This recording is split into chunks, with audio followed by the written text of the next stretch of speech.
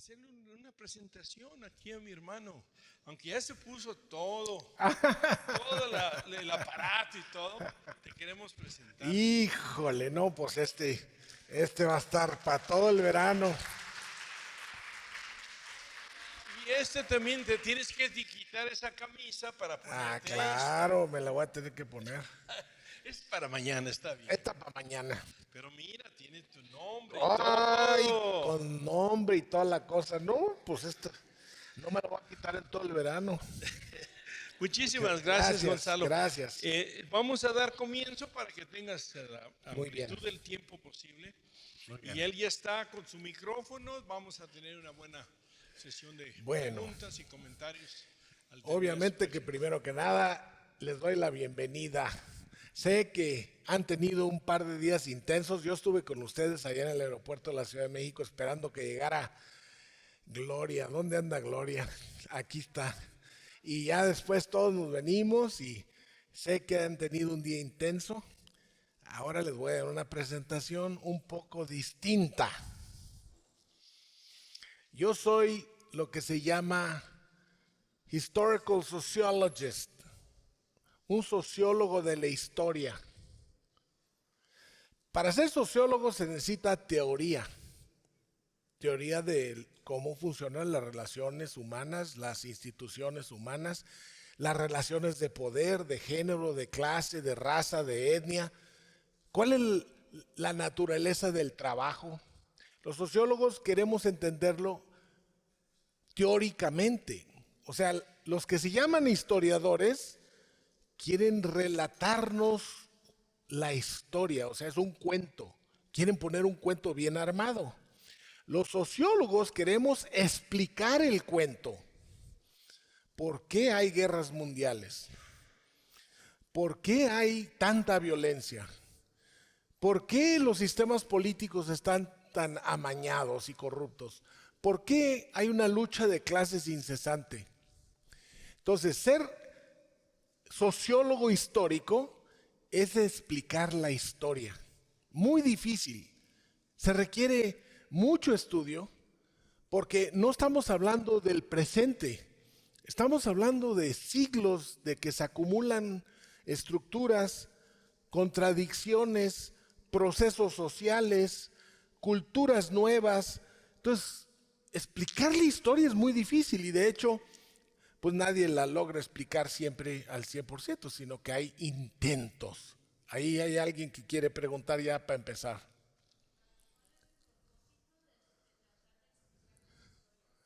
¿El propósito? Que si no entendemos de dónde venimos, sí, pásale el micrófono a alguien para que cuando alguien levante la mano esa persona se comprometa. ¿Quién va a ser the microphone person? Acá. Entonces, muy buena pregunta. La razón que queremos entender nuestro pasado y explicárnoslos es para entender el presente, porque si no, no entendemos nada, y para planear el futuro. Porque si cometemos los mismos errores, alguien dijo Santa Ana o alguien, que el que no aprende de la historia está destinado a repetirla. Los errores se acumulan. Mucha gente, sin saber las raíces profundas de nuestra historia, intentan resolver los problemas en el presente de una manera muy ingenua, que no logra irse al fondo del problema.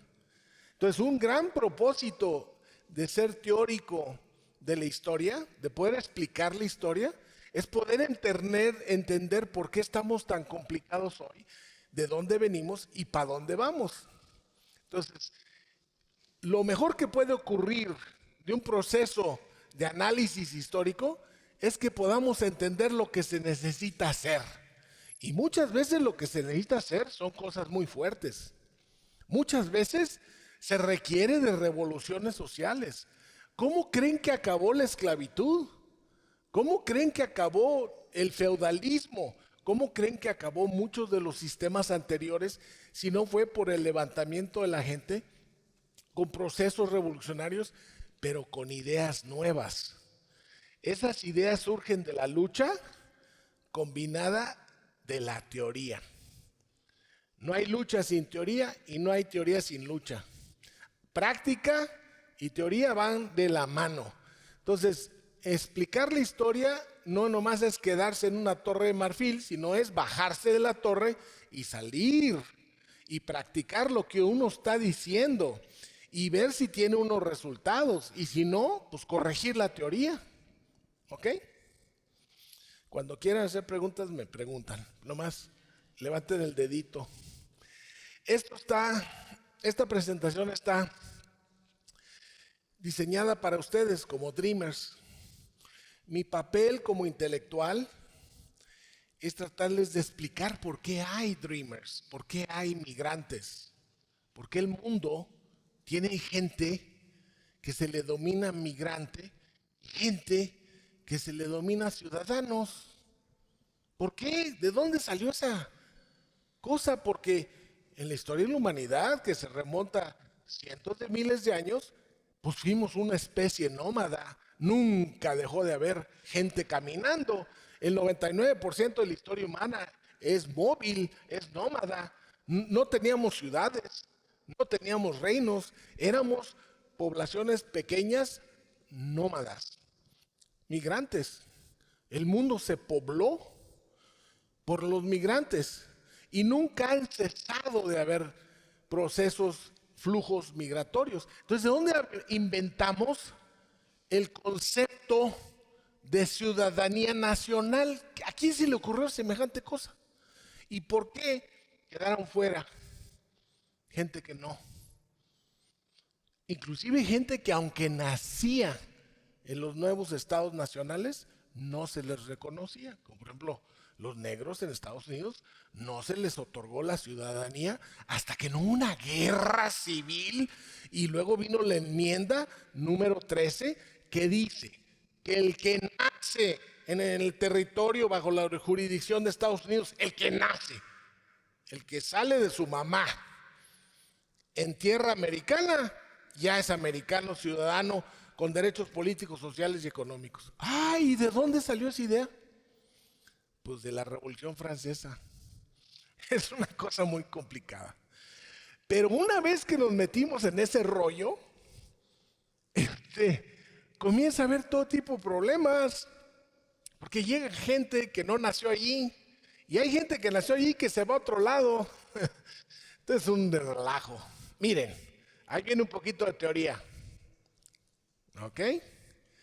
Estas tres fotos, y a mí me gusta mucho poner collages, estas tres fotos representan los tres grandes periodos, así las tres grandes épocas del mundo moderno, desde el punto de vista de la migración. No estamos hablando de las pinturas y las esculturas, estamos hablando de la migración.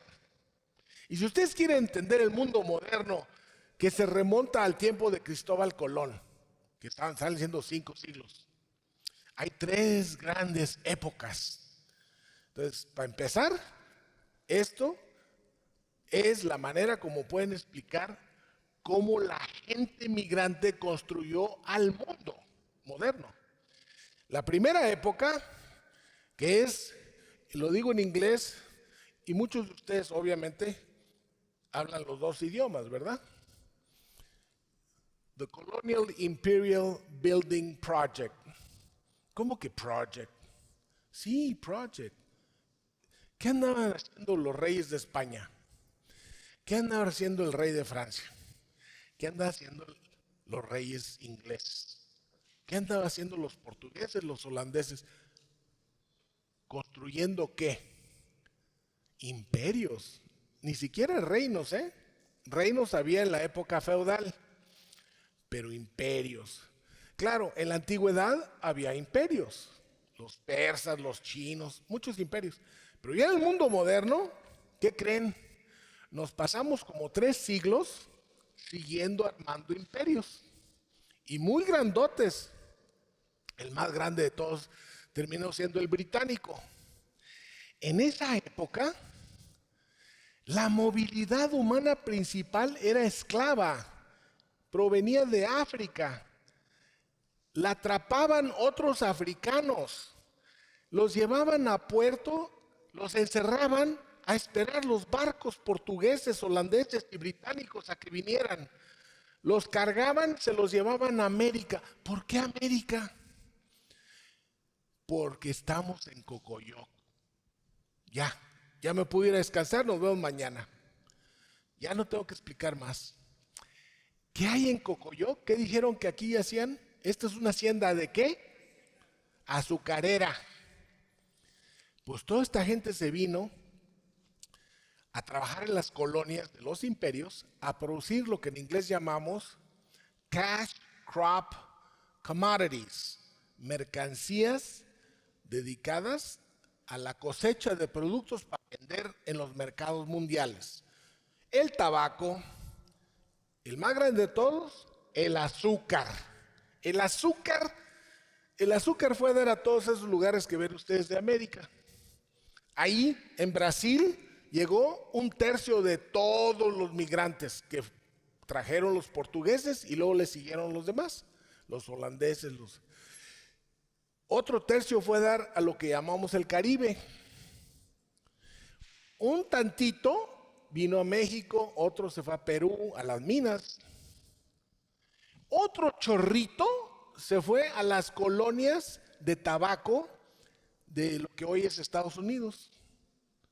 Eran las colonias productoras de tabaco en el tiempo de Jefferson.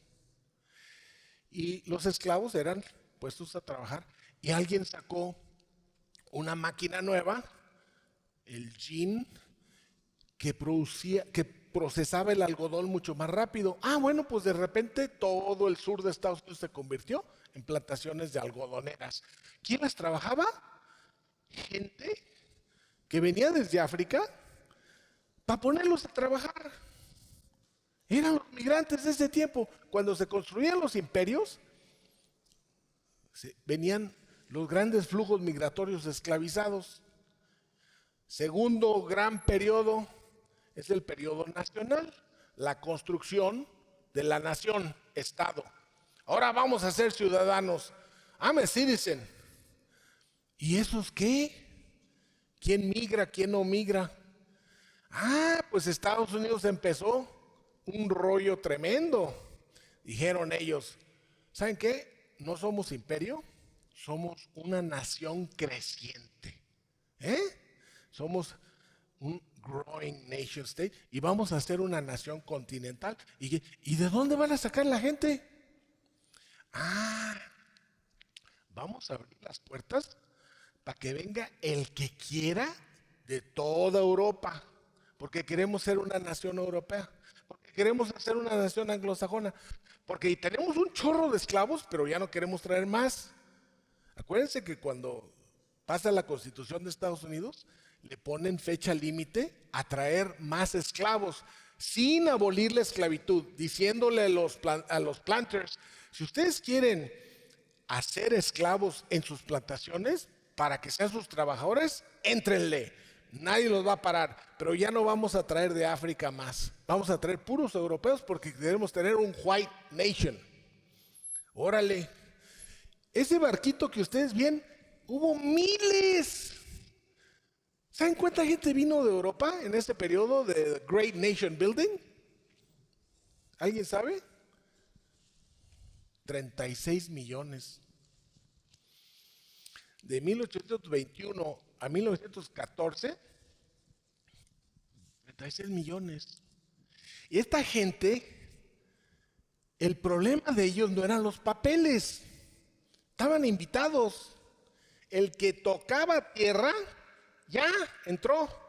Los únicos que decían no puede entrar, eran los que venían enfermos, pero no había papeles. La gente no sabía ni qué era un acta de nacimiento. La gran mayoría de esos 36 millones llegaron iletrados, analfabetas, llegaron sin papeles, no tenían visa, mucho menos pasaporte, no tenían dinero en que caerse muertos, nomás ellos. Y entonces entraban ahí por Ellis Island. Oiga, ¿y usted cómo se llama?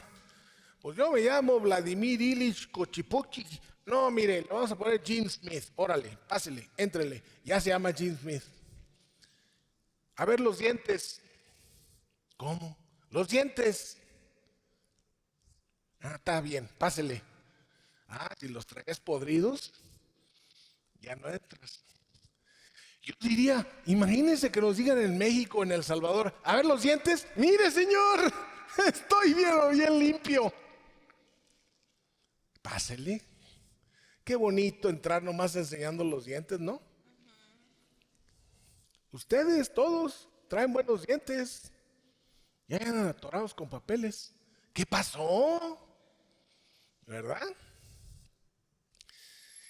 Esa segunda época es la que en Estados Unidos consideran el arquetipo de la migración moderna.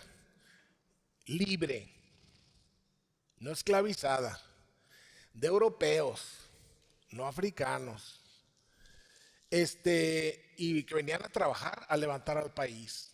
Entonces todo el mundo glorifica ese periodo. Pero lo que pasó a lo largo del siglo XX, empezando en 1924, pasaron una ley donde los mismos ciudadanos americanos, blancos, anglosajones, europeos, que acababan de llegar y todavía estaban mojados, pero ya eran ciudadanos, cerraron al país.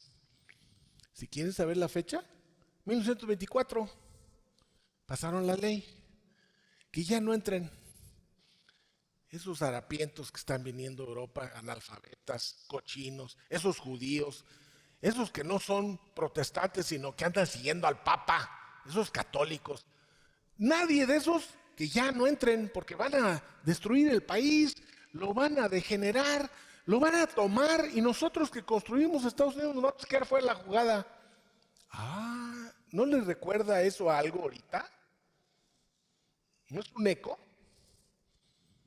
Se lo hicieron a los propios europeos. La primer ley que cierra este país, de Estados Unidos, lo cierra, pero lo cierra a los asiáticos, a los europeos, fue principalmente contra otros europeos.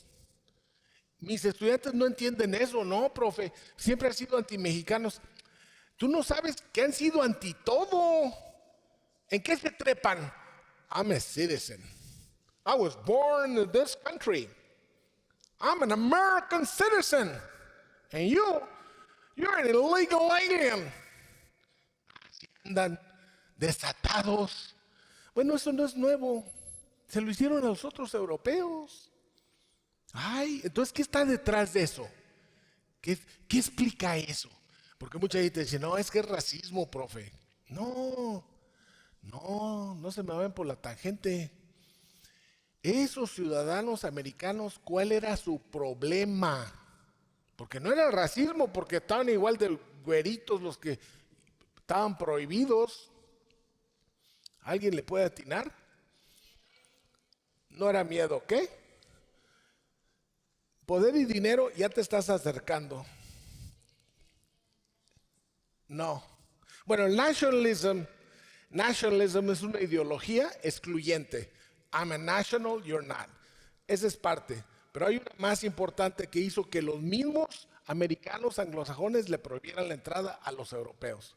La lucha obrera de los americanos que estaban hartos de ser explotados en las fábricas, que se comenzaron a organizar en sindicatos, que comenzaron a luchar y a hacer huelgas y cerrar las fábricas diciendo queremos las 8 horas de trabajo.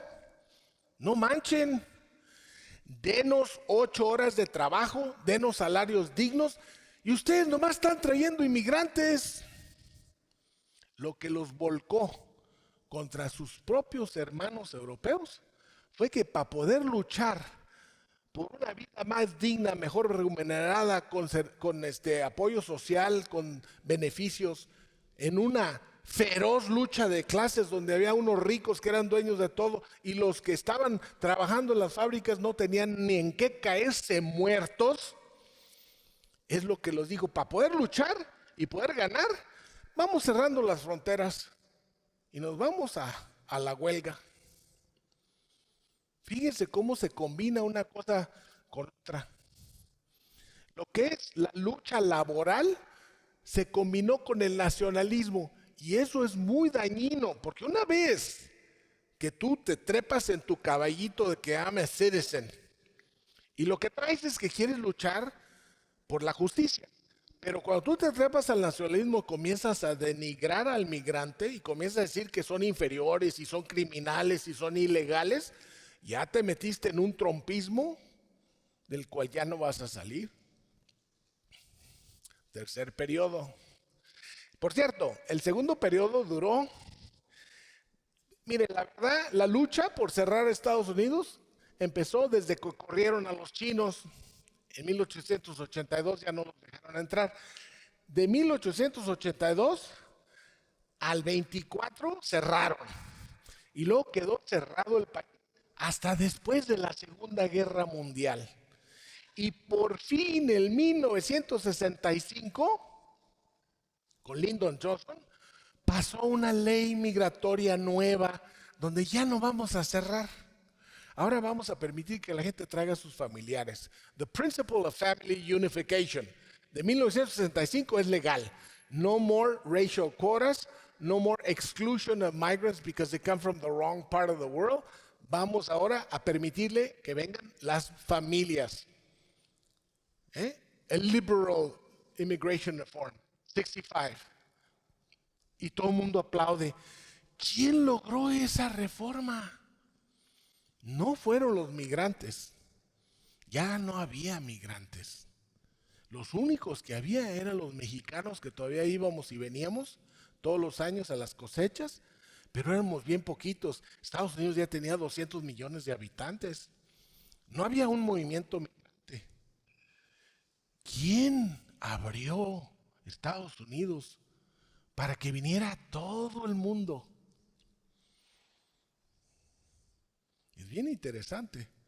Por un lado, el mismo gobierno dijo, no, aquí Estados Unidos ahorita está bursting with economic prosperity. We need workers. Olvídense de nacionalismo. We need good workers to come. Tell them to bring their families. Esa era una, la necesidad económica de fuerza de trabajo. Y número dos, la lucha de los derechos civiles de los afroamericanos, que no eran migrantes. Ellos fueron en el periodo anterior los principales migrantes esclavizados. Ahora ya estaban asentados, muy discriminados, vivían como subciudadanos, no tenían derechos políticos, no tenían derechos sociales, no tenían derechos laborales y se hartaron y dijeron hasta aquí. Entonces, en vez de ser lucha de clases, fue lucha étnica. Étnica. The black people of the United States fought like hell to bring down Jim Crow and apartheid. Aquí esto se acabó. Y Martin Luther King los desafió y dijo, aquí ya nadie coopera hasta que no haya leyes justas. Cuando ganan, que fue en el 65, la primera gran ley pasó en el 64, la segunda gran ley de Civil Rights pasó en el 65, se les ocurrió a los white ethnics, fíjense qué curioso, los white ethnics, que eran italianos, que eran irlandeses, que eran polacos y que habían estado discriminados por la ley anterior de que no podían traer a sus familiares, dijeron, ¿y nosotros qué? Black people have their civil rights, but we still can't bring our families from Ireland. We still can't bring our families from Italy, porque tienen esa pinche ley. ¿Y qué creen? En el Congreso de Estados Unidos pasaron la mejor ley del universo para que ya pudieran venir the white ethnics. Y se les olvidó los mexicanos, porque no había congresistas mexicanos. Había uno que otro de Nuevo México. No había políticos latinos. No había gente que dijera, espérense. Ok, está bien. Black people have their civil rights. And we got the white ethnics getting a good immigration reform. Y nosotros hemos estado aportando braceros y tenemos una población flotante de gente que va y viene de México, Estados Unidos, que está muy discriminada. Make sure your law takes care of us. No hubo quien levantara el dedo. No hubo un solo mendigo político latino que se lanzara. y había 45 congresistas white ethnics, que italianos, que they got it. Y esta ley tan celebrada decía que no podía haber más de 20,000 visas para mexicanos al año y 20,000 para Irak y 20,000 para China y todo el mundo va a ser parejo y a todo el mundo le toca 20,000. Pero espérame, si en México están llegando 400,000 al año, como braceros o como indocumentados están llegando 400,000 al año. You wanna fix that or not? Nadie dijo nada. Nos quedamos con una ley muy bonita, pero que nos agarró del cogote y la única manera de regresar a Estados Unidos era ya como ilegal. Fíjense la ironía. The African American Civil Rights Movement pushed it to get rid of the old law. The white ethnics pushed it to get rid of the white law. And nobody took care of saying, estamos al lado de México. Se necesita una ley que integre Norteamérica. Ni el gobierno mexicano ni el gobierno de Estados Unidos. Aplausos y comienza a ver el illegal alien problem. Desde el 65 para acá venimos nosotros pagando con sangre ese error. En la política te metes a reparar el mundo. ¿Por qué no nos pusieron atención? Porque en el Southwest de los Estados Unidos había un apartheid, un Jim Crow, un Jaime Cuervo, Jim Crow, igualito al del sur, pero no teníamos un movimiento. Hasta que el profe Armando y otros de su generación se levantaron, pero ya en los 70s. Y ya para entonces la ley ya estaba cuajada. Nadie puso atención a Immigration Law, porque todo estaba hablando de Chicano Power, Chicano Ethnic, Chicano Culture, pero los migrantes no tenían quien hablara por ellos. El único se llamaba Bert Corona, que tiene una organización que decía, es que pónganle atención a los compañeros, a los mexicanos que están llegando. Somos la misma nación, somos un pueblo binacional, somos una nación grande. Nos fuimos por la tangente étnica hasta que se vinieron los trancazos. Y ya del 2000 para acá tenemos un gran movimiento migrante. Alguien levantó el dedito.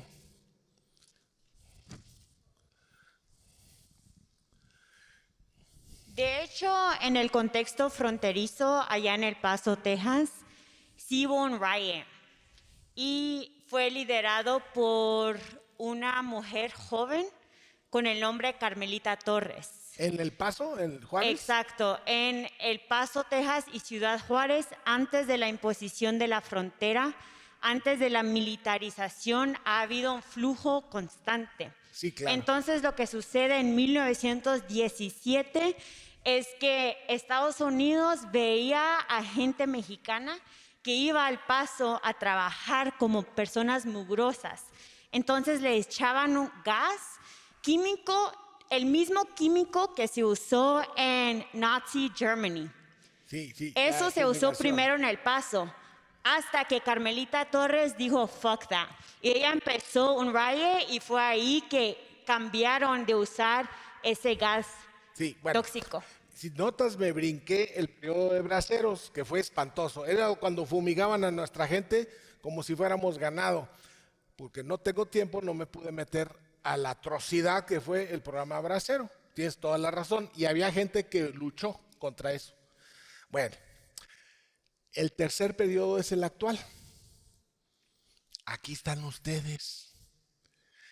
Esa es una caravana. Y no estoy hablando como si fuera carnaval. Es una caravana de gente que se está desafiando a los gobiernos de donde vienen, Honduras, El Salvador y Guatemala, al gobierno mexicano que no quiere que entren y al gobierno estadounidense que dice que si llegan a la frontera los van a agarrar y los van a deportar. Y la gente dice, no, pues ahí vamos de todas maneras porque aquí nos estamos muriendo. Aquí nos están matando. aquí no podemos trabajar. Aquí el medio ambiente está terrible, el clima está espantoso, hay sequía, hay huracanes. Y ustedes dirán lo que quieran, pero ya no nos paran. Ahora no nos paran y ahí vamos. Y la reacción de Estados Unidos, órale, murallas. Let's build walls. Por eso Trump es popular. Porque el nacionalismo de nosotros somos superiores y no vamos a dejar que esta gente se nos meta. Y espérame, ¿qué pasó con tus human rights? ¿Y qué pasó con tus civil rights? Y que no querías una sociedad liberal y abierta y que había reforma migratoria muy amplia. ¿Qué pasó con todo eso? Se cerró otra vez. Se cerró al grado que ni los refugiados pueden entrar, ni la gente, ni los bebés con sus mamás pueden entrar, que obviamente son refugiados, no pueden entrar. Y la ley internacional dice que los tienes que dejar entrar, porque todo país que firmó tiene que dejar entrar a la gente refugiada. Pues Trump se las averiguó para cerrar, para que no entrara ni siquiera la gente. Y así está ahorita con Biden. Title 42 of Health Policy, que porque a lo mejor nos van a infectar de COVID y están violando la ley internacional. Entonces Estados Unidos ahorita está cerrado otra vez. ¿Quién lo va a abrir? Ya les dije, en cada periodo histórico hubo que haber una lucha feroz y le correspondió a distintos grupos sociales pelear. Y solo así hubo cambio. ¿Quién va a abrir otra vez al mundo? Porque no nomás es Europa. Miren, aquí está el mundo. Y ahorita está, vamos a ver, ¿dónde está el botoncito? En el 2020, 280 millones, representando 3.6% de la humanidad. Si se dan cuenta, va creciendo. Estamos en el periodo de la globalización. El capitalismo el capitalismo ya borró todas las fronteras del mundo para el capital, para el comercio, para la tecnología, para las inversiones, para la cultura, para las películas, para lo que ustedes me pongan, excepto que para la gente. La gente no puede emigrar libremente. Si me subo un camión y me voy a Cuernavaca, nadie me va a parar. Bueno, pues el mundo está amurallado. Y estas gentes se las tienen que ver muy feas para cruzar las murallas y los mares como el Mediterráneo, como el Golfo de México para el Caribe, se ahogan. Como nuestro desierto con el sur de Estados Unidos, que se mueren o se ahogan en el Río Grande. Entonces, esta gente no nomás son migrantes que están luchando y que están desafiando a todos los países ricos del mundo. La humanidad, humanity is on the move. The vast majority of world migrants since 1980, que es cuando empieza el periodo de globalización, have been moving from the global south to the global north. Vienen ya sea que con visa o de guest workers, que es ser bracero, o unauthorized workers, se meten por las cachas, o como refugiados y solicitantes de asilo. Esos 260 millones. Y no los va a parar nadie. Y va a crecer. Porque si tú globalizas, que quiere decir integras, si tú integras la economía del mundo, la tecnología del mundo, la ciencia del mundo, todo del mundo, menos la movilidad humana, esa es una contradicción que no puede durar. Entonces está creciendo. Es una contradicción que está llevando a fronteras, a persecuciones, a deportaciones, a que gente no pueda tener un estatus legal. Están ustedes en ese mundo. Miren nada más, para acabarla de amolar. Antes, si se fijan en la curva azul, la proporción de europeos que llegaron antes de que les cerraran las puertas Llegaba a los 13, 14, 15% de la población del país en Estados Unidos. Ahorita ya regresó. Ahorita en Estados Unidos ya somos como el 13, 14, 15% otra vez.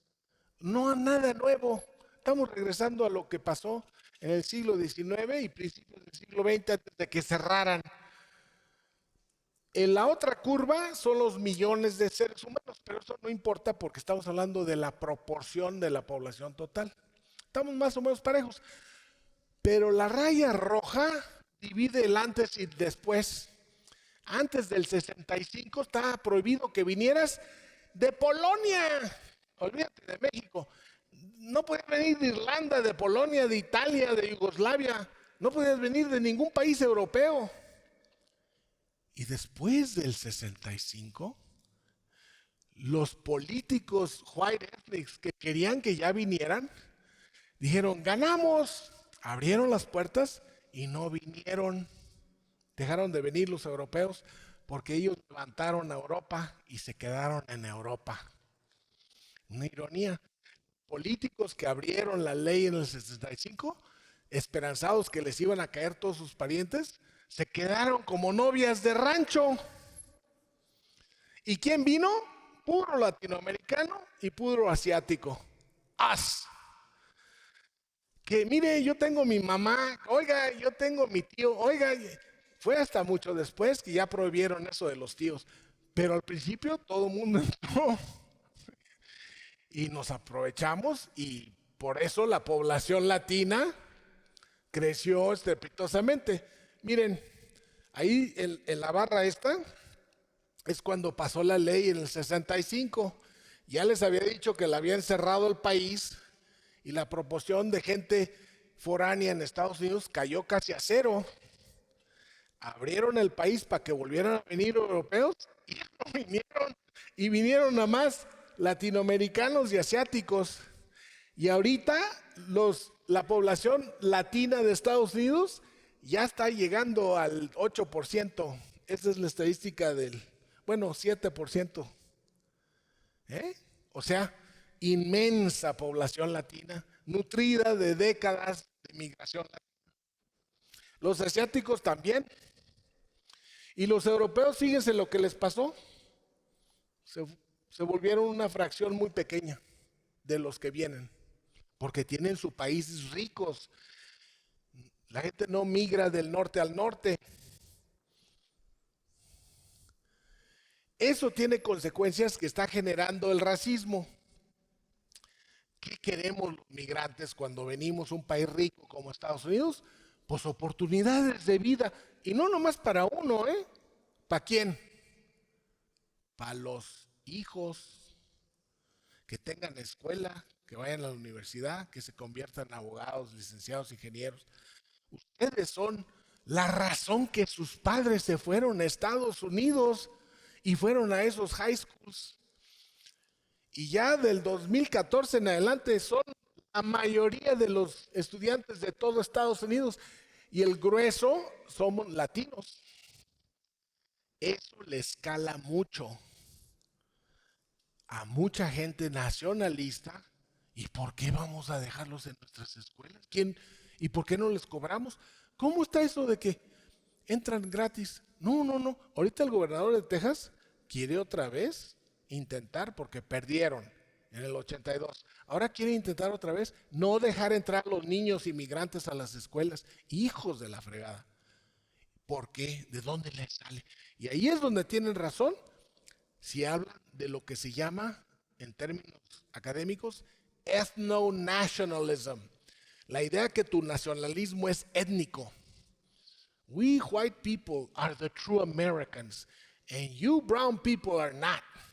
Ese racismo es porque estamos creciendo y teniendo éxito. Entonces nos acusan de tener éxito.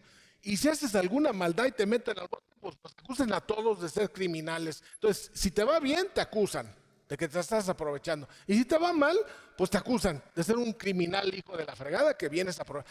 No puedes ganar contra el racismo. Otra razón que sus padres fueron a Estados Unidos son las remesas. Tuve que traerles 2 gráficas porque híjole, el pueblo mexicano se saca el trofeo de oro. Inclusive con la pandemia siguió aumentando las remesas a México y ya estamos llegando a los 50, ya pasamos la curva de 50,000 millones de dólares al año. Nuestra gente está mandando a México 50,000 millones de... ¿Ustedes saben qué le pasaría a México si de repente no pudieran mandar ese dinero? Habría otra revolución zapatista. Porque es el mejor programa antipobreza que ha tenido México desde hace medio siglo. Las remesas de nuestros paisanos que se van a estar, sus papás. ¿Y qué están recibiendo a cambio de México? México está ahorita peleándose contra Estados Unidos para que ya les abran las puertas, les den papeles y les den... México está levantando la bandera de la identidad transnacional de Norteamérica. México está luchando por ustedes para que ya dejen de ser... Así como la señora dijo que López Obrador no cumplió, les estoy diciendo, por experiencia propia del profe Armando y mía, que todos nuestros intentos de que ya le pongan ganas a que abanderen la causa de la gran diáspora mexicana y se pongan a luchar para que nos den legalidad y nos den libre tránsito, así como hay libre comercio, que hay libre tránsito. Todos nuestros esfuerzos de hace 5 a 10 años han sido en balde. A lo más hemos recibido cartas con promesas y no levantan un dedo cuando ganan la presidencia. Cartas muy bonitas. Son héroes. Nuestros paisanos son héroes. Gracias, dice López Obrador. Gracias por esa ayuda. Se los reconocemos, son nuestros hermanos. Pues vaya y pelee. Y no pelea. Los otros son los países restantes de América Latina que mandan. Es una escala mucho más pequeña, porque si ustedes ven la escala de la derecha, es de 12,000 millones. Si ustedes ven la escala de la izquierda, es 45,000 millones. México le gana a todo el mundo. ¿Cómo respondió el norte global?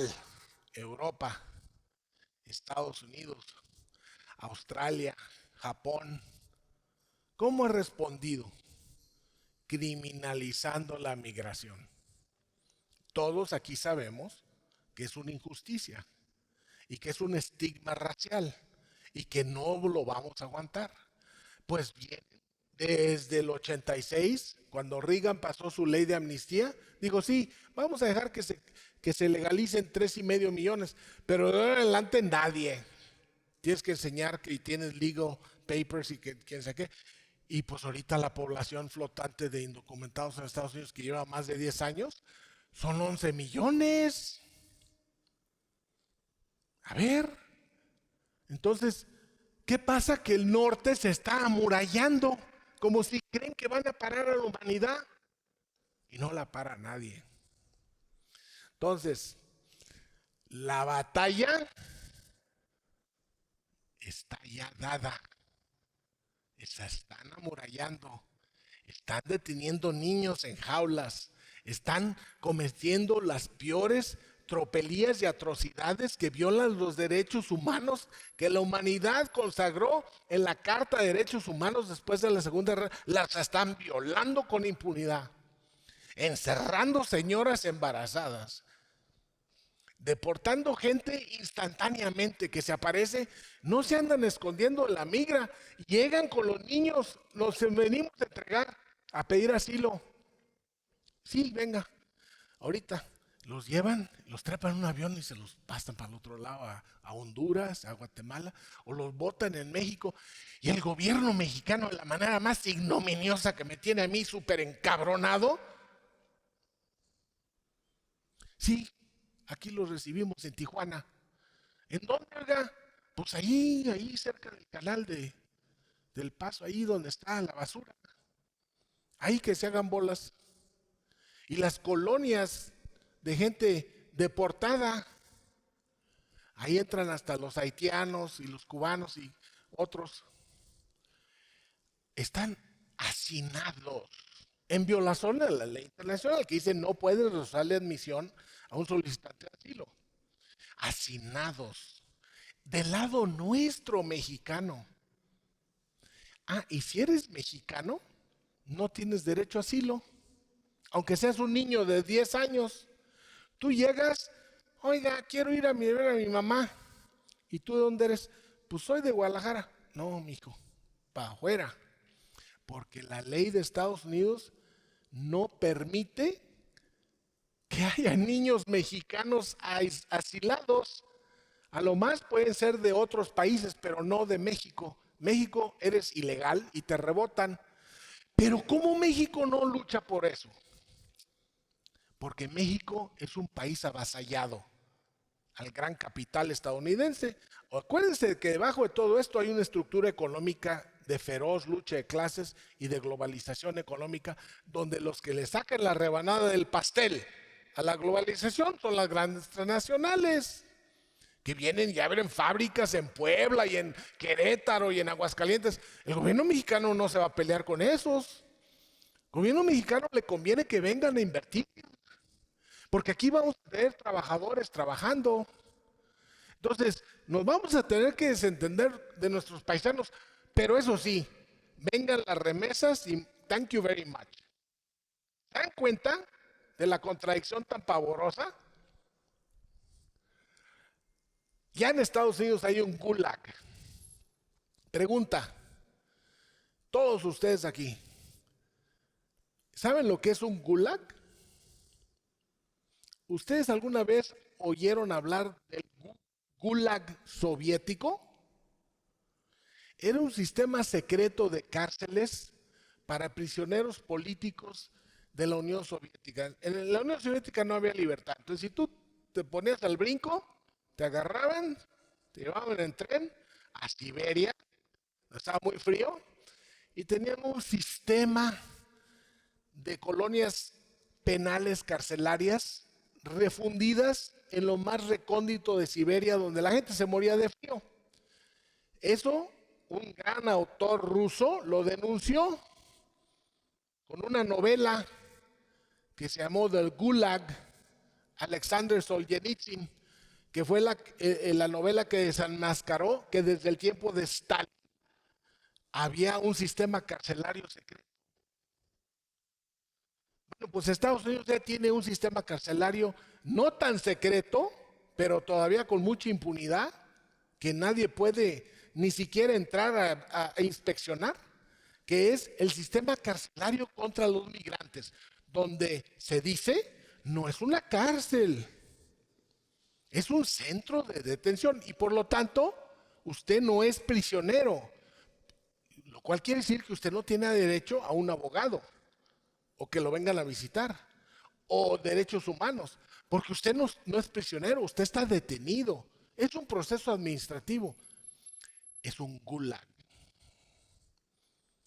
Y en cualquier día puede haber 50,000 gentes en ese gulag. La población latina ya pasa de 62 millones.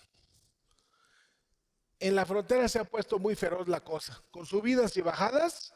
El año pasado subió contra todo lo que dijo Trump. Porque Trump le echó la culpa a a Obama.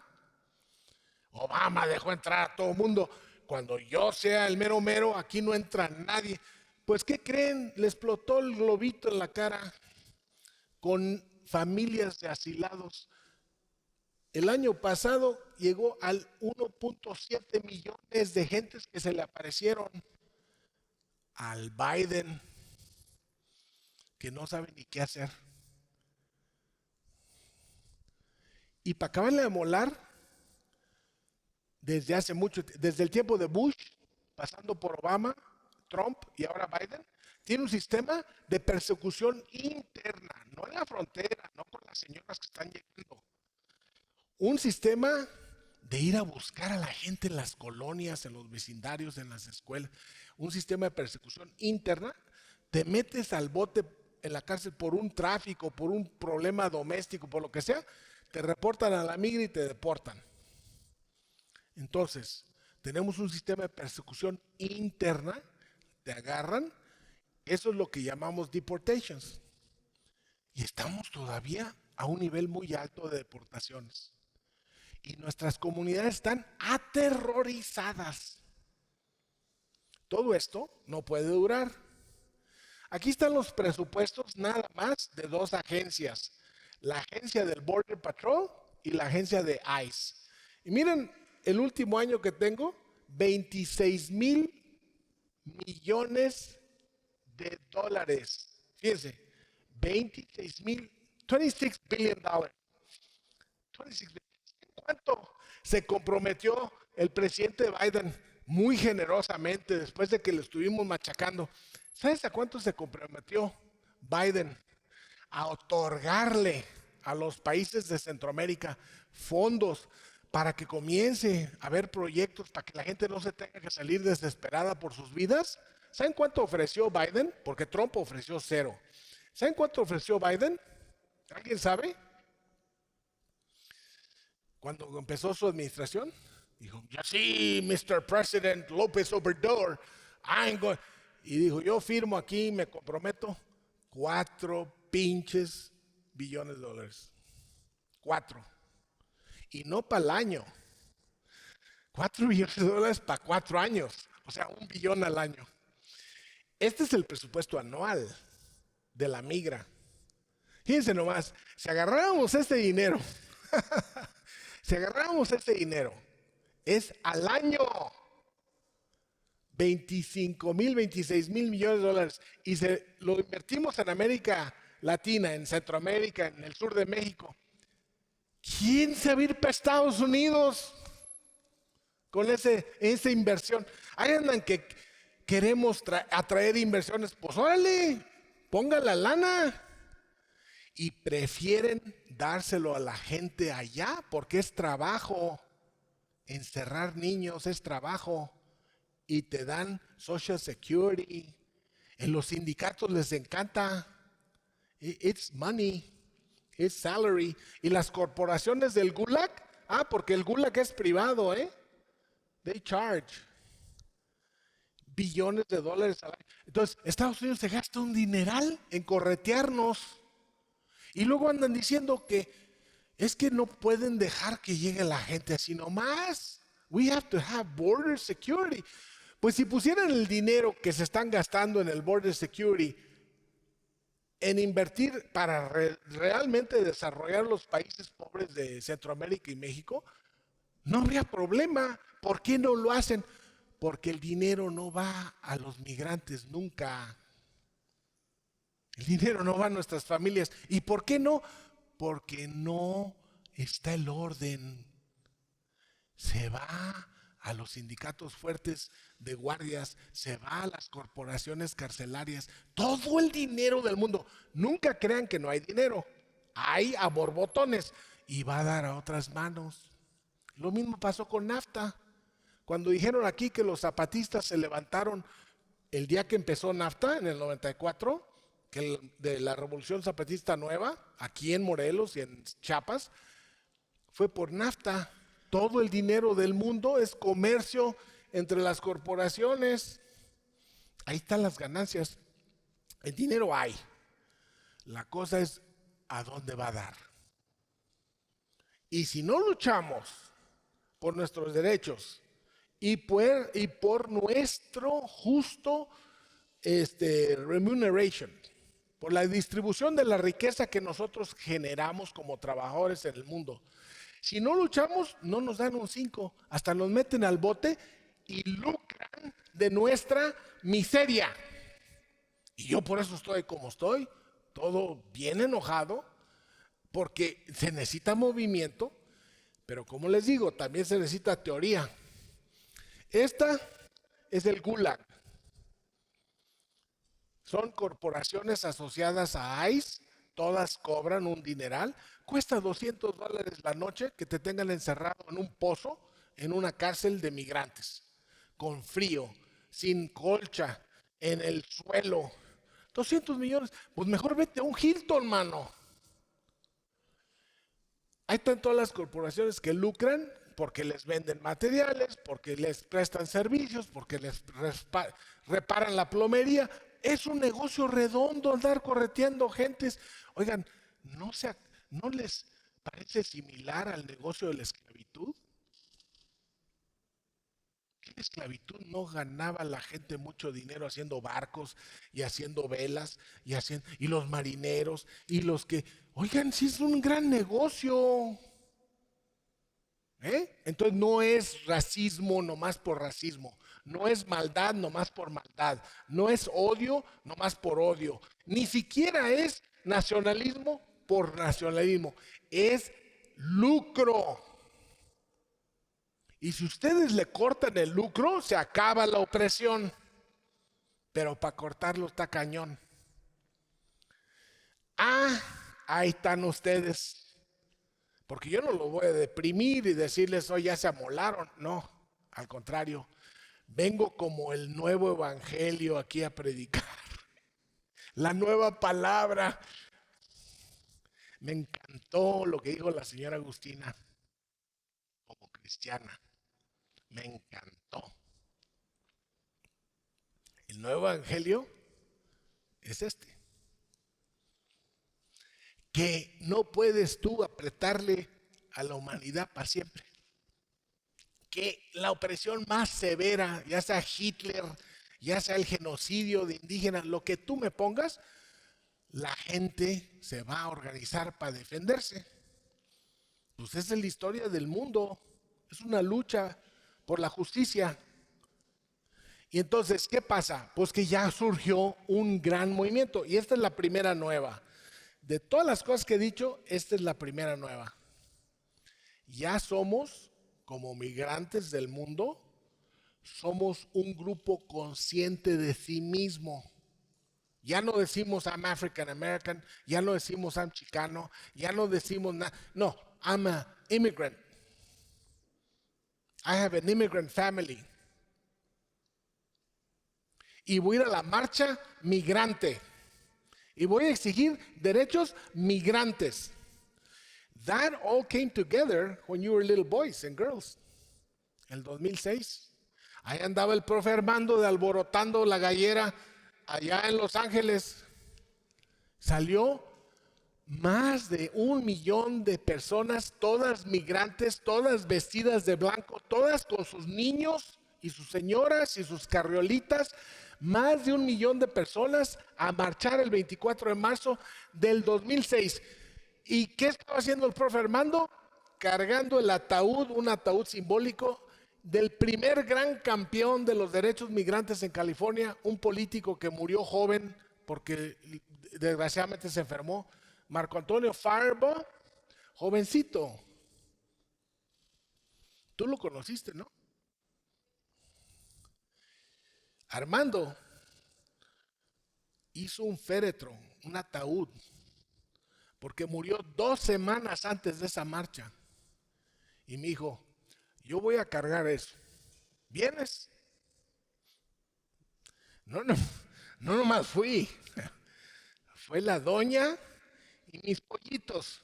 Y ahí vamos todos debajo del ataúd y ella cuidando que no se salieran. Y marchamos y la gente abriéndonos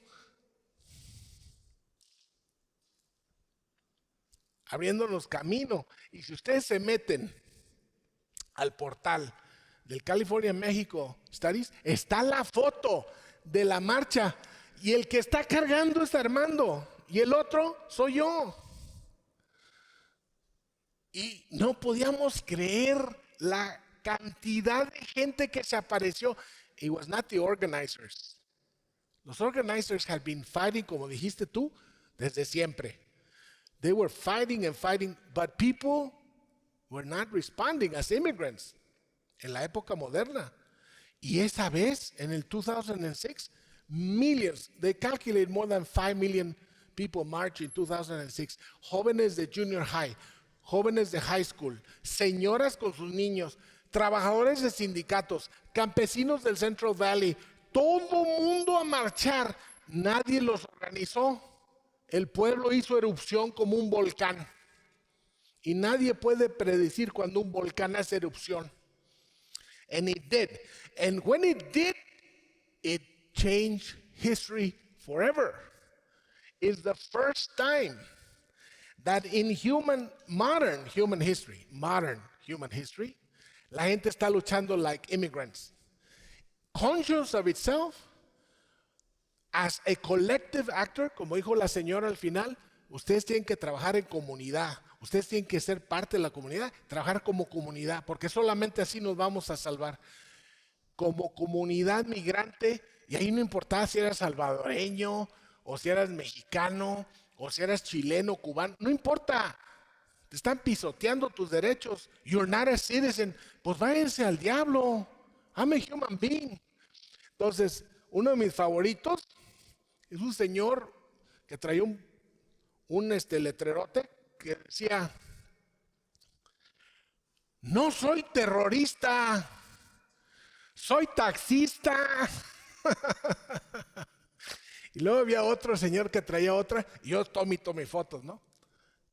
Que decía, y era un señor que traía lentes negros, así como el profe que se pone lentes negros, porque toda la generación de él se pone lentes negros, ¿eh? It's hopeless. Chicano veterans, they all wear dark glasses. Bueno,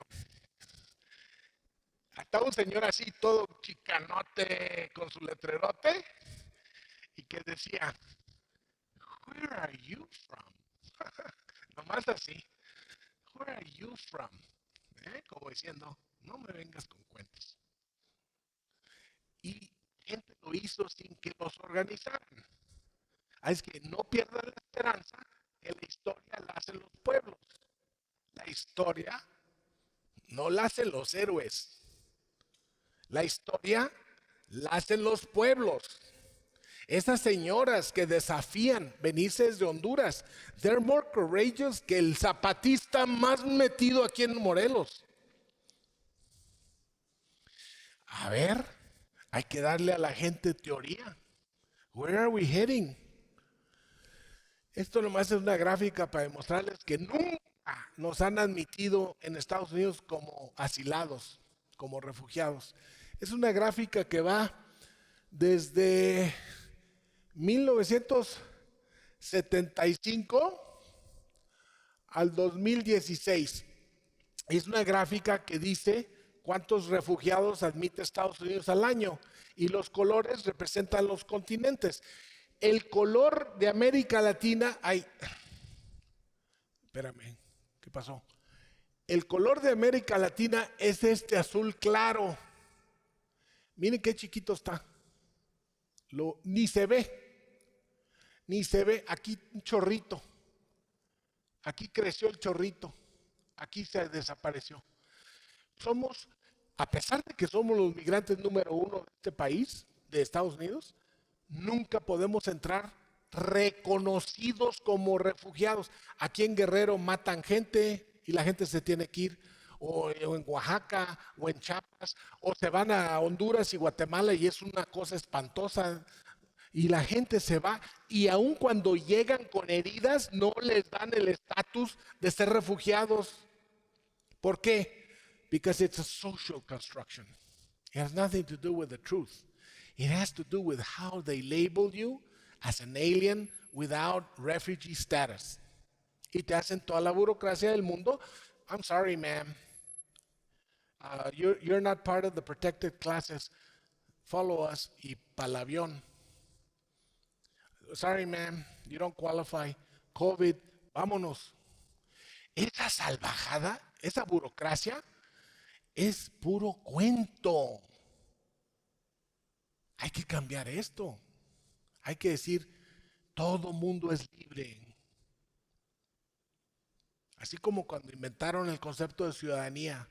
No more noble people, no more aristocrats, no more kings, no more duchess, no more queens, no more tonterías. We're all citizens, estamos todos parejos. Pues we need a new concept. Ahí se los voy a dejar de tarea. What new concept? We need a new concept because we're gonna be free.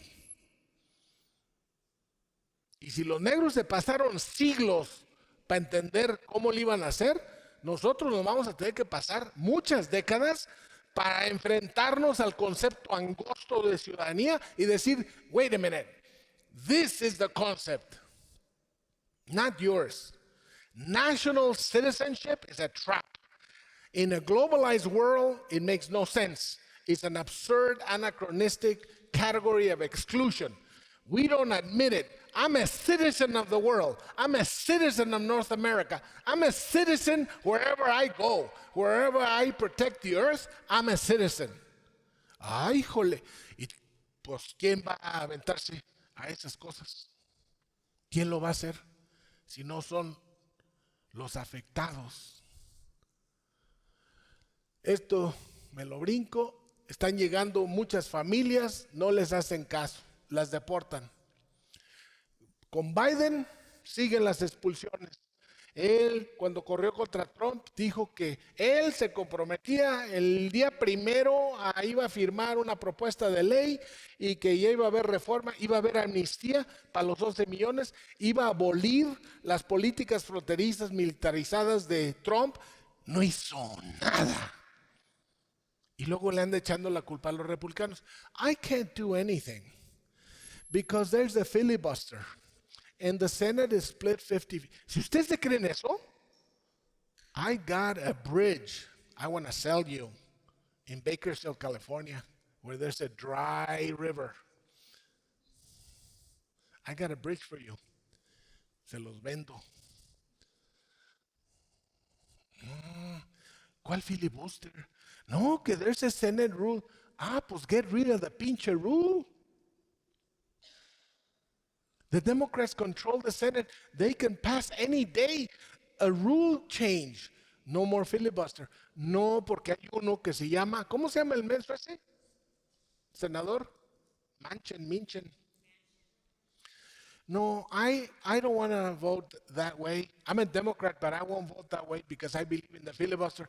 Pues sí, pero te está comiendo el mandado con immigration, con women's rights, con climate control, con social security, con todo te están comiendo el mandado porque aquí tu senador dice que él no quiere cambiar la regla del Senado.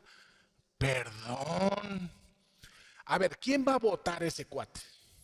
¿Y quién va a elegir gente que va a ser campeón, así como Marco Antonio Farbo? Que va a decir, aquí Marco Antonio Farbo es el que pasó la ley en California, AB 540. AB 540 allows you to go to any public college in California and pay in-state tuition. ¿Sabes cuántos años se tardó? Él y Gil Cedillo se tardaron 8 años de lucha. Pues así le tenemos que hacer al filibuster, deshacernos.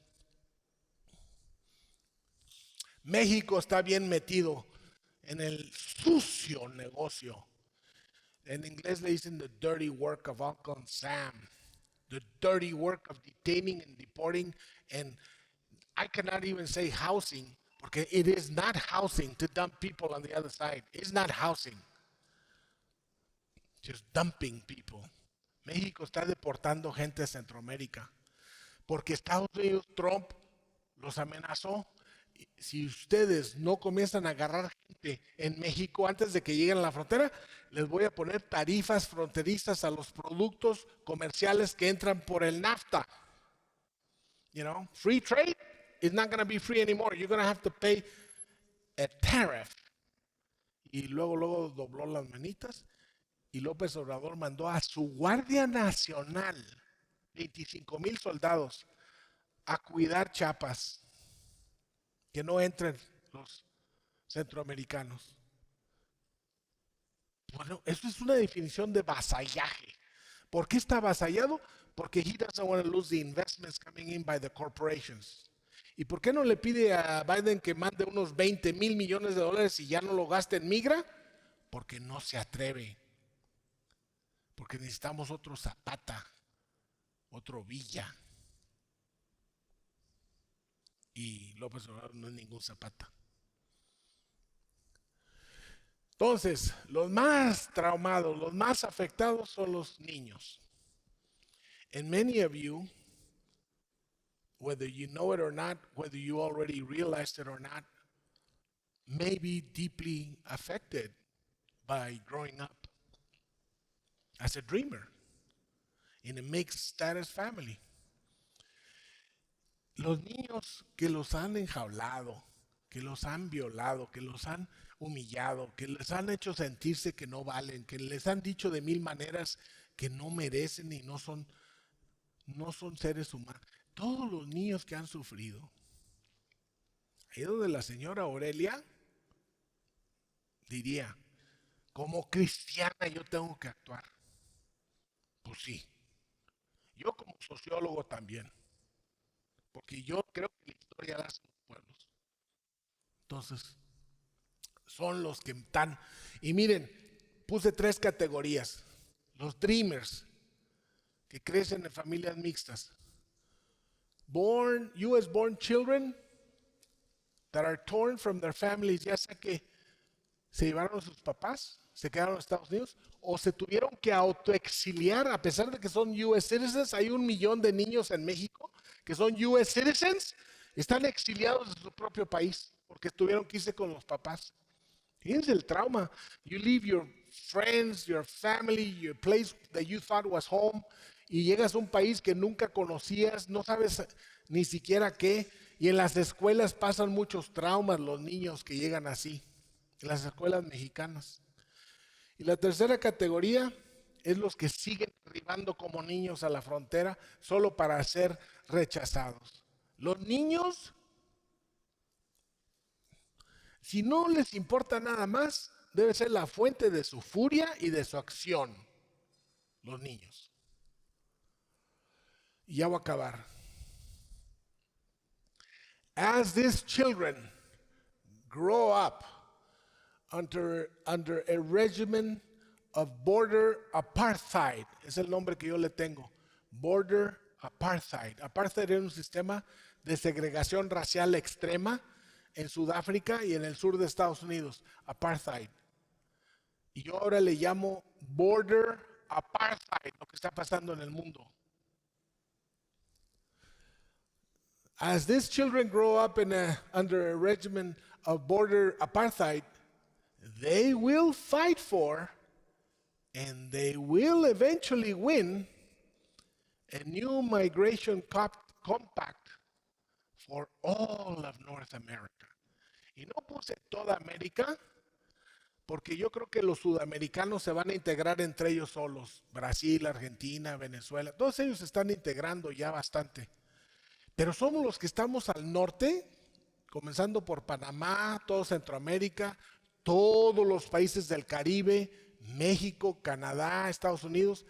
We need to form an integrated whole that has a single compact, a single social contract. Everybody can move, everybody can work, everybody can vote, everybody benefits from the labor of their work. Everybody has the same human rights. It's an extended definition of citizenship. It's North American citizenship. Y no estamos inventando la rueda, ¿eh? Ya los europeos lo están haciendo. Ahora, los europeos tienen cercado Europa. Si tú vienes del norte de África, te ahogas en el mar Mediterráneo porque no te dejan entrar. So, it's not a complete solution. Para el East, entre ellos, toda Europa, que son 30 países, you can move anywhere you want. Y por eso todos se unieron contra Rusia, que acaba de atacar Ucrania. Porque they're all united now. They can live and work anywhere. Hay una excepción con Inglaterra que si me preguntas se las cuento, pero no, ya no.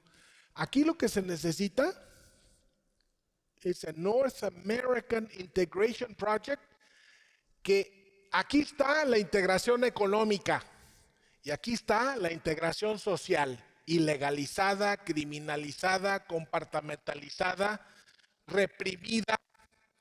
We need to raise it up here.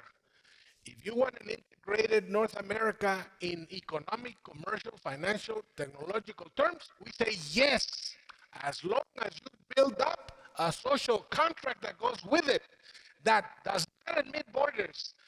Nuestra América. De tarea. Ya acabé.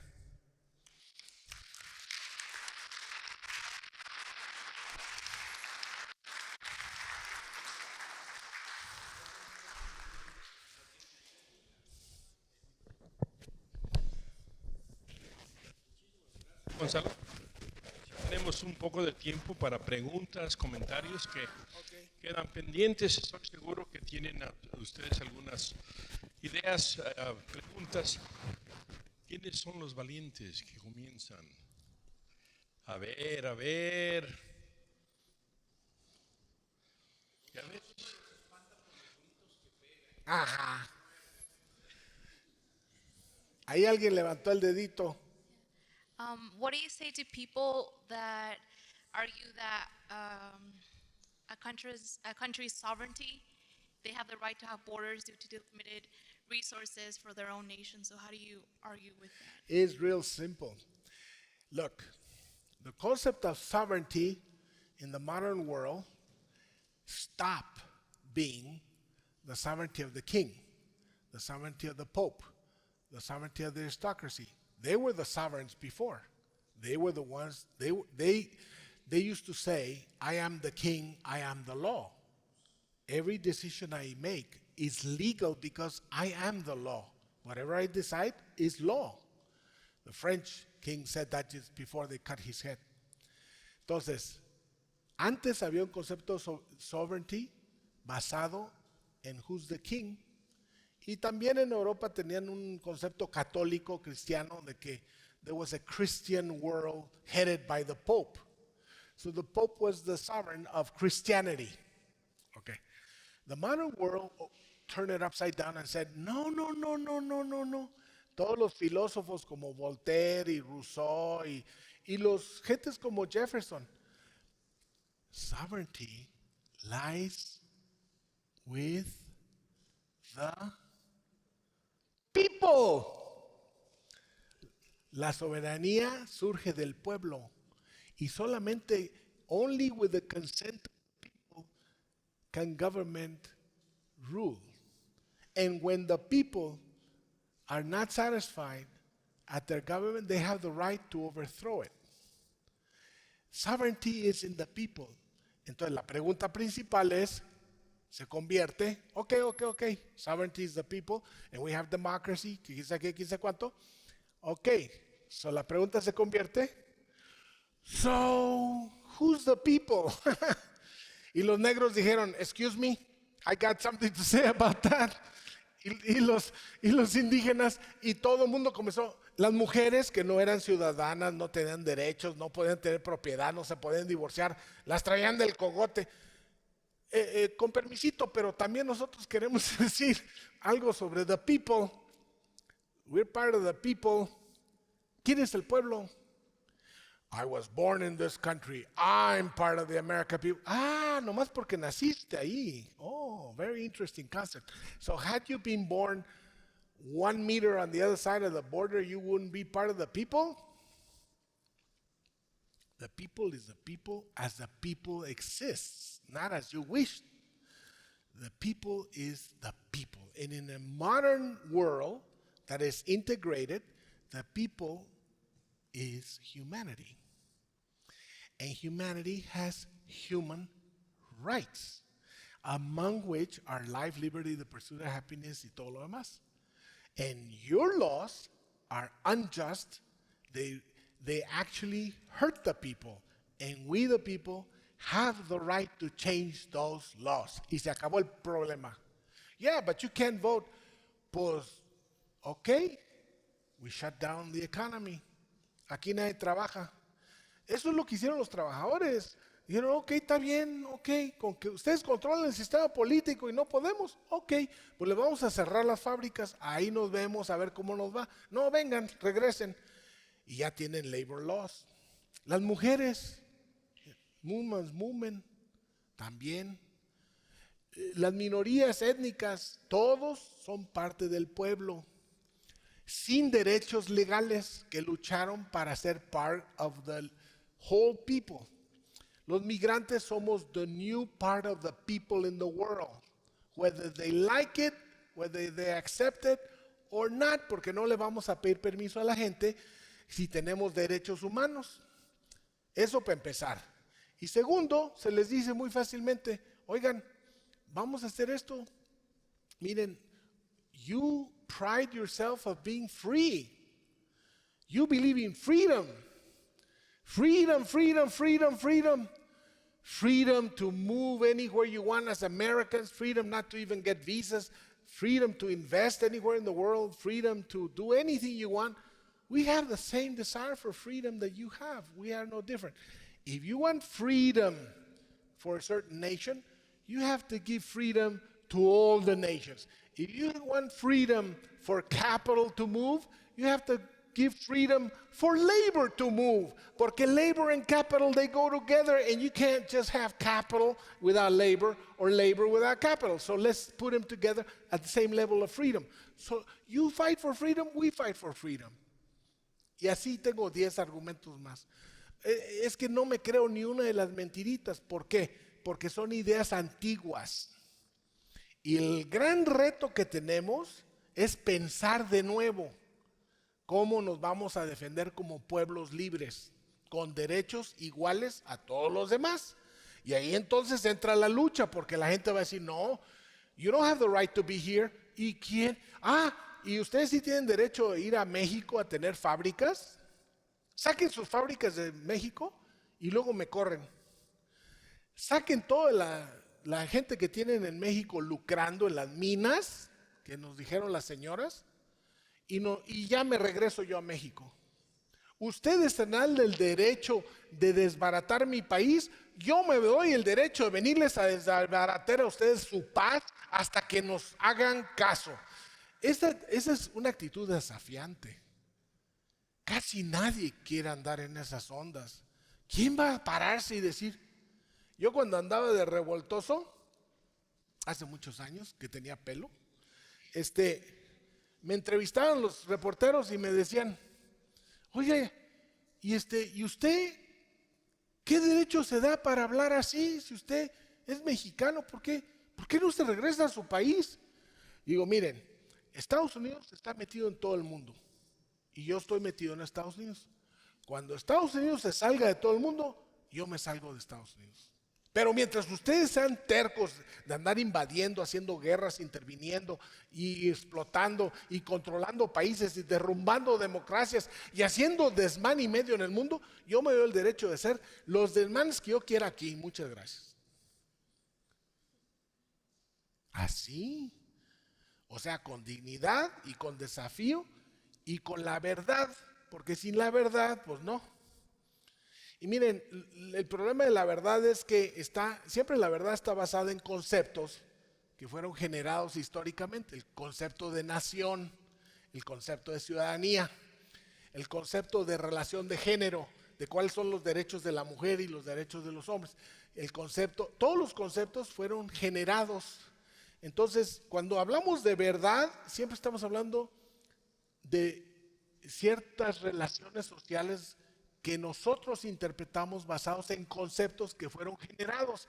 Entonces, lo más difícil es cambiar los conceptos. O sea, así como fuimos nación, ahora ya somos región. Ahora todos los europeos usan una moneda, un pasaporte europeo, estudian donde quieran, no hay problema. Y siguen siendo franceses, italianos y lo que quieras, pero ya son todos europeos. Entonces, ¿cuál es el problema? Si ya lo están haciendo, si no es que a ustedes nadie les puede venir a decir, es que eso no existe en el mundo. Sí, sí existe. Brinquen el charco y ahí está. Entonces, no me vengan con el cuento. No, pero que es que Estados Unidos es un país único y especial en el mundo y ustedes nomás son mexicanos y salvadoreños.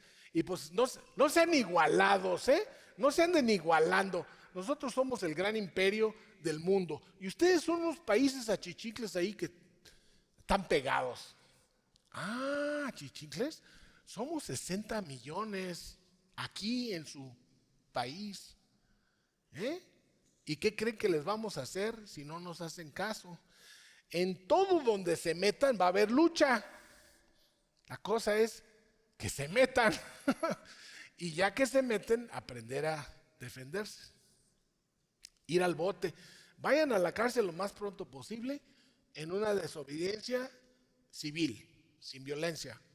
Párense en un banco, cierren una calle, que venga la policía y se los lleve al bote y estén encerrados un par de horas para que ya se les quite el miedo.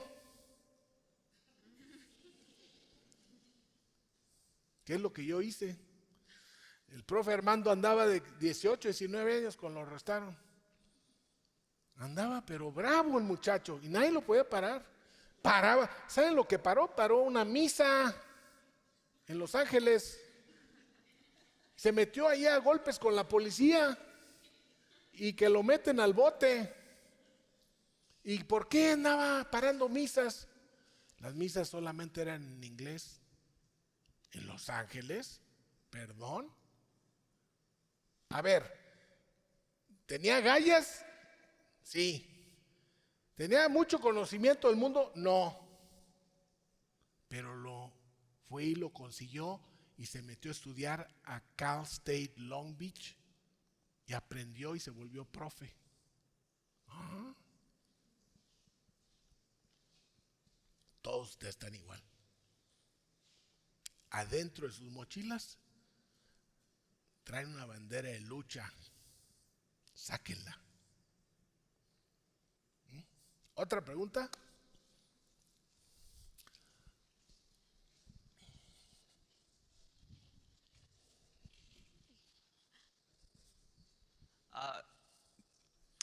Creo que la idea de Europa tener un modelo donde la gente puede viajar, donde tienen la misma moneda, es algo que sería ideal para México, para países centroamericanos, para esta región. Y por eso pues estaba leyendo el periódico el día de hoy. Miré que AMLO decidió no ir a la Cumbre de las Américas porque ciertos países no fueron invitados. Mi pregunta es, ¿qué tan efectivo crees que es AMLO para crecer esa idea, ¿no? de un México unido con Centroamérica, con las Américas, con países que típicamente son piñatas de Estados Unidos? O sea, ¿qué es tu opinión y cómo crees que AMLO está manejando esta situación? Muy buena pregunta. Muy buena pregunta. Qué bueno que me la preguntaste. Quiero que sepan que Telemundo quería entrevistarme hoy sobre la Cumbre de las Américas en Los Ángeles. Y le dije que no, que tenía algo más importante.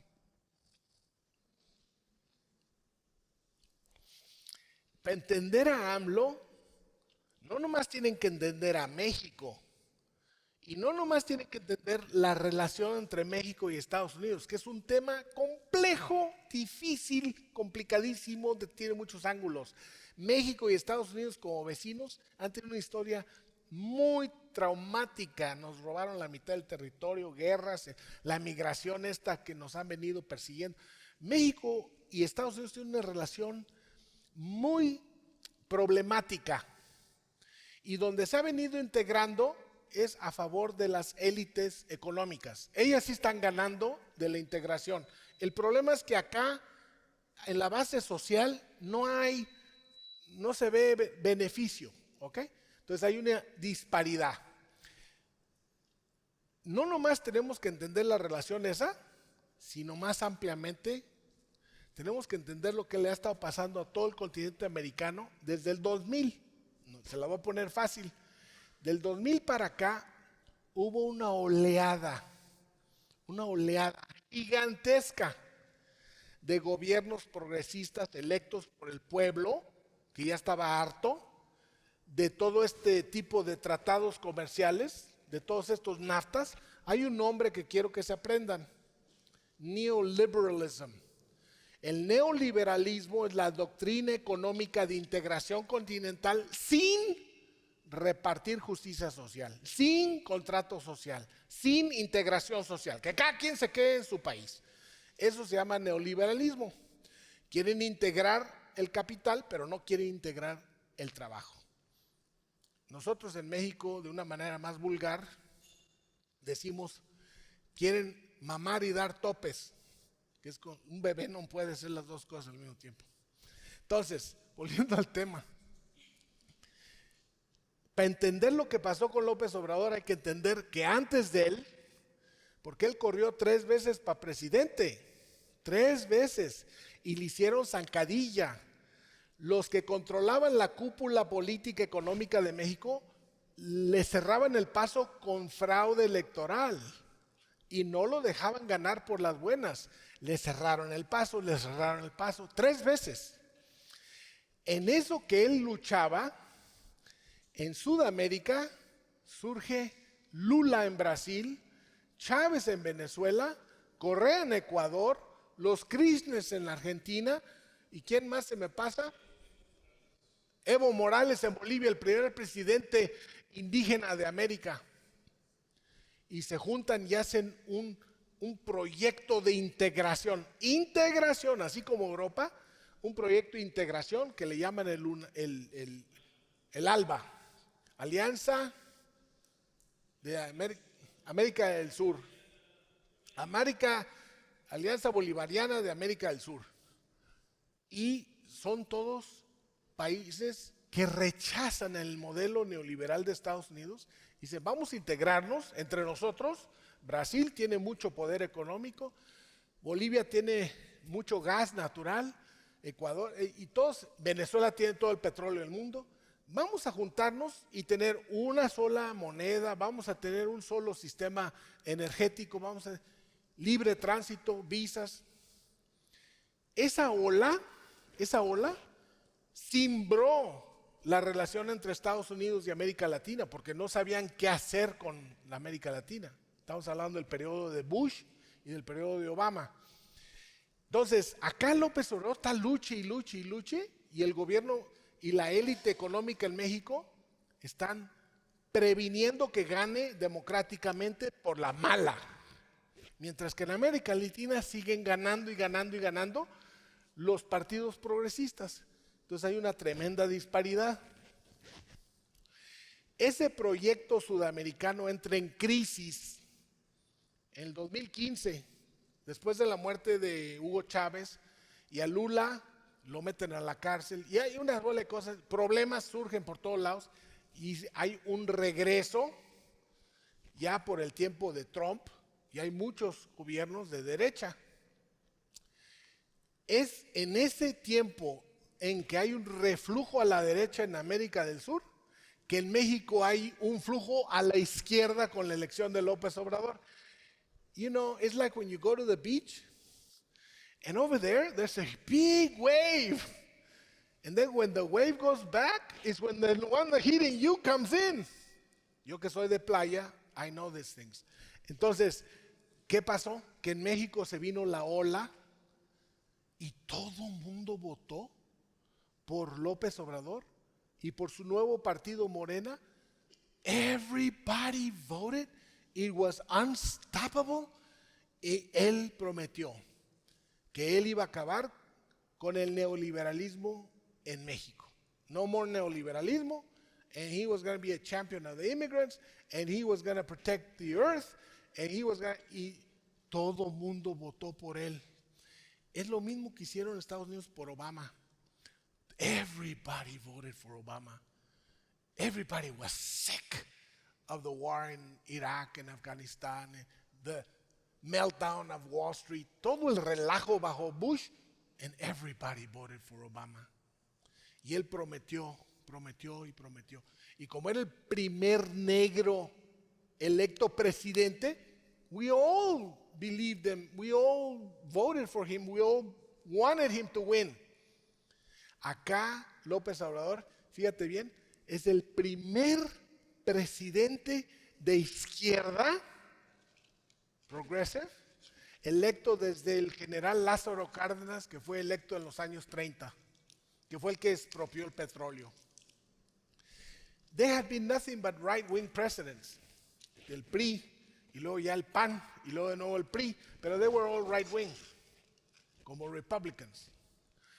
Entonces llega a la presidencia López Obrador, and he had a political capital that he could have done all kinds of things. Y así como Obama llegó al poder, and he could have done all kinds of things. And they didn't. Okay, that's the bad news. Now comes the good news. Lo hemos cacheteado tanto, el profe Armando se volvió experto, ¿eh? Profe Armando le mandó unas cartas a López Obrador. Yo también firmaba, pero el profe Armando me andaba sacando. ¿qué pasó? Que comenzó a perder mucho respaldo y mucho respeto, especialmente de la comunidad migrante, porque he never went to bat. Y entonces ha sufrido críticas muy feroces. Y luego terminó Trump y entró Biden. Y a Biden lo que le interesa es el petróleo y la electricidad. He doesn't want to solve the migrant problem. He wants Mexico to sign the new free trade agreement, se llama TEMEC, Tratado México, Estados Unidos, Canadá, que el sector energético entre las grandes corporaciones. Y López Obrador se ha estado resistiendo. That's too much. En ese asunto, de repente dio la sorpresa y comenzó a decir, ya basta que Estados Unidos invite a los que ellos quieran a que vengan a rendir plebesía aquí a Los Ángeles, a la cumbre de América, sin invitar a todos. Eso ya no. En América Latina ya todos vamos a todos lados, todos juntos, aunque no estamos de acuerdo, muchos gobiernos con otros, todos pertenecemos.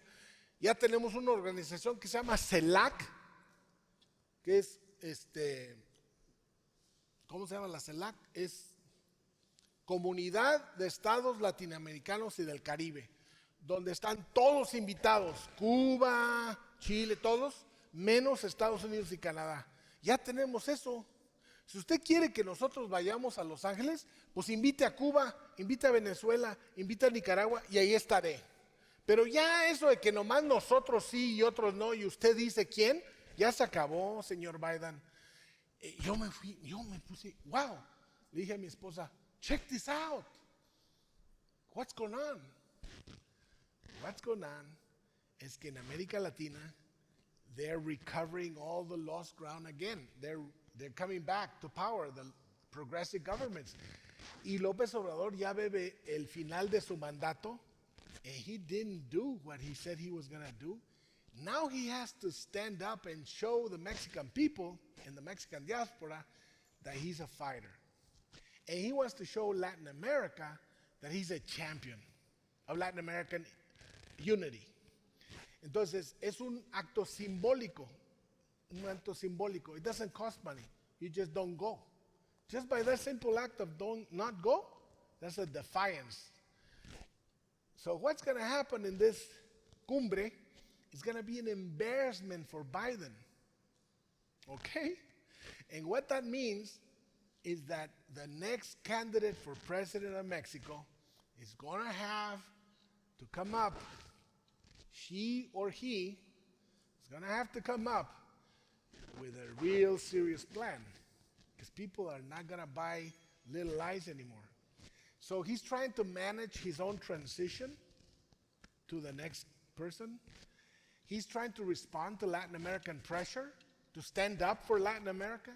He's responding to the criticisms in Mexico that he's all talk and no action. So what it means is that during his presidency, he failed to do many things he should have done from the beginning, and now he's trying to catch up against the clock. That's the best assessment I have.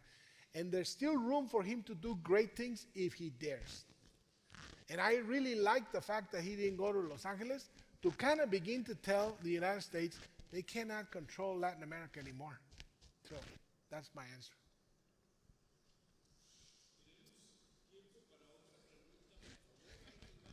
¿Quién se avienta la última?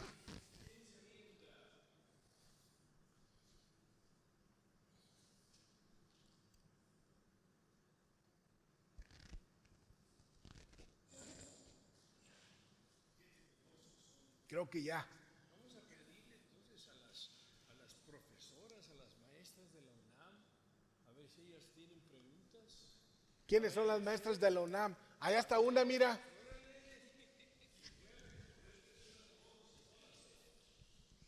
Maestra de la UNAM. Gracias.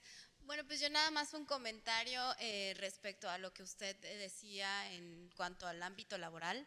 ¿no? Que mucho del discurso que tuvo Trump también fue de que los inmigrantes quitan los trabajos, ¿no? A los ciudadanos americanos, cuando se sabe que realmente no es así, ¿no? O sea, ellos están, o bueno, todos están trabajando, ¿no? De manera, pues sin condiciones, ¿no? Sin derechos, ¿no? Recibiendo a lo mejor bajos salarios, y entonces parte del discurso, pues populista, ¿no? Nacionalista, en donde lo que busca es cerrar las fronteras y decir America First, ¿no? Cuando la realidad es que América está construido, o el país, Estados Unidos, está construido por todos estos inmigrantes, no solo de Latinoamérica, sino de Asia, ¿no? Y que son los que le han dado fuerza también al país. Entonces, creo que esta parte laboral que usted comenta, pues es muy importante, y que bueno, está demostrado que eso es mentira, ¿no? Simplemente es un discurso, ¿no? Nativista, en donde lo que busca es pues justificar y alimentar el miedo, ¿no? O la xenofobia, en este sentido. Entonces, también aquí juegan los medios de comunicación son muy importantes, ¿no? Porque obviamente le dan voz y replican en los noticieros, en los periódicos. Entonces, pues más que nada es lo que usted decía, ¿no? Todos tienen aquí la experiencia, la vida allá, y pues la unión, ¿no? De todas estas comunidades puede hacer el cambio. Entonces, yo creo que a veces es difícil levantar la voz cuando se tiene el miedo y se tiene a lo mejor todo un sistema en contra, pero una vez que hay pues un líder, ¿no? O hay alguien que te puede guiar, pues puedes hacer mucho, no solo por tu familia, sino por todas las personas que están allá y que están pasando esta situación. Muy bien comentario, muy excelente comentario. Un aplauso. ¿Usted es maestra de qué? En Estudios México, Estados Unidos. Ah, con razón sabe tanto. Mejor usted hubiera hecho la presentación, hombre. Tiene toda la razón la maestra. El asunto laboral, eso se llama proteccionismo. Es un aspecto del populismo etnonacionalista. Usted está en un país, tiene una fuerza de trabajo, que se sienten ciudadanos. Entonces, si usted es populista, un político sin escrúpulos, usted le dice a la gente que esos foráneos le quieren quitar el trabajo a usted. Entonces, que hay que ya no hay que dejar entrar a los migrantes, hay que proteger, por eso se llama proteccionismo, hay que proteger nuestra fuerza de trabajo, nosotros que somos los ciudadanos legítimos de este país. Y no importa de qué país estén hablando, Japón, Corea, México, nosotros debemos de tener acceso a esos trabajos y que no nos los roben los foráneos. Ese es un cuento chino que viene desde el mero principio del mundo moderno. En Estados Unidos así lo comenzaron a usar contra los mismos alemanes en el tiempo de la colonia. Luego ya en el tiempo republicano lo usaron contra los chinos, y luego se brincaron con los japoneses, luego los filipinos y terminaron con los mexicanos. Entonces siempre es el mismo cuento. Y especialmente cuando la gente trabajadora quiere luchar por sus derechos laborales, alguien se les aparece y dice, no, es que su problema no es el pleito cruzado que traen con los empleadores, el problema es estos foráneos que andan metiendo. Los empleadores los traen para que rompan sus huelgas, los empleadores los traen para que les roben su trabajo. Aviéntense contra ellos. Trump es un maestro para eso. Su explicación de por qué están bien fregados los trabajadores de Estados Unidos es porque los inmigrantes le están robando el trabajo. Y eso pues se lo tragan. Y dice uno, bueno, ¿qué no fueron a la escuela? ¿Qué no estudiaron lo que hicieron con los chinos y con los polacos y los italianos? Con todo mundo por parejo, porque ya les digo, no es cosa racial al principio, es cosa laboral. Y no han aprendido, porque cada generación tiene que aprender de nuevo. Pero no están fregados porque trabajo hay mucho y aún así hay personas que piden desempleo y luego dicen que los inmigrantes quieren beneficios. Sí. Reclaman que agarramos beneficios cuando ni siquiera calificamos para Medicare, Medicaid, y Sí, se ese es deduce de otro. nuestro cheque y no recibimos nada de Ese esos es otro, beneficios. vienen de gorrones. Entonces el primero es, vienen a robarnos nuestro trabajo digno. El segundo es, no quiere trabajar, es una bola de flojos criminales, y vienen de gorrones, vienen de gorrones a aprovecharse de nuestros beneficios sociales. Entonces, o criminales, o trabajan demasiado y nos roban el trabajo, o son demasiado flojos. Y hay veces que dicen son demasiado ricos. No, esos judíos llegan con todo el dinero del mundo y hacen los bancos y hacen Hollywood y están controlando Estados Unidos. Hay que correr a los judíos por ser ricos. Y dices, no hombre, no manches. Entonces, para donde quiera que jales, eso es populismo. Entonces, está basado en la ignorancia, pero con ideología nacionalista, etnonacionalista, acuérdense bien. Tienen que identificarse. Hay muchos que se identifican como cristianos. Este país es un país cristiano. ¿Qué andan haciendo dejando entrar a los musulmanes? Nos van a destruir. Otros son raciales. No, pues si nosotros que venimos de Europa somos la raza más que quién sabe qué. Y luego están dejando entrar a la chusma esta de negros y cafeses y... Entonces, racial o ¿qué dije? Religioso o muchos otros. Miren, les voy a decir una definición de racismo para que se acuerden siempre. Yo soy profe de ese tema. El racismo no tiene nada que ver con el color de la piel. El racismo es una ideología que inventa la separación permanente entre dos grupos sociales, irreversible, imborrable y permanente. Acá están los superiores, acá están los inferiores y no hay manera de brincar ese brinco. Entonces no los podemos dejar entrar, no los podemos tener derechos. Se agarra uno de lo que sea, del idioma, se agarra uno de la religión. Entonces yo digo en inglés, racism, it's a scavenger ideology of absolute difference. Racism is a scavenger ideology of absolute difference. Donde dices, es inconectable la diferencia, es permanente. And it can be biology, it can be your skin color, it can be how high you are. Doesn't really matter. And that's their weakness.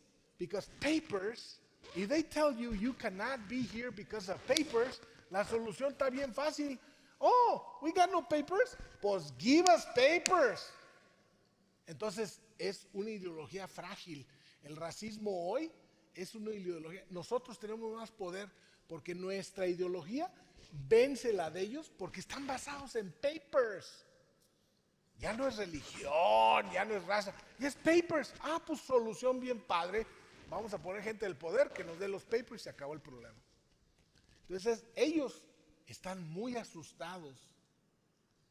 Racist people are really at a loss how they're gonna proceed.